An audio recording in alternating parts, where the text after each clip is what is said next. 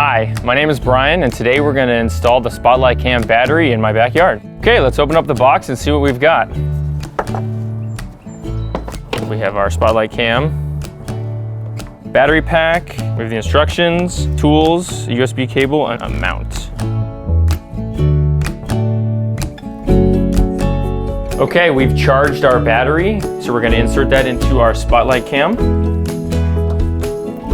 Press this button, slide it in, click, push it shut.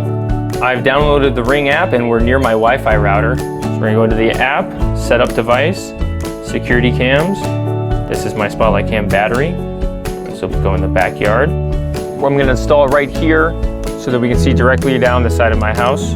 We have the mount, and we're going to screw this into this beam. Okay, now we have a mount up. Now I'm going to put one of these tiny security screws in before I mount it. Okay, we're going to put it up here. We're going to find where we want it. Let's try it there. Looks pretty good. Let's see if we can angle it. There we go. Okay, now it's good to go, and now I'll always know what's going on this side of my house.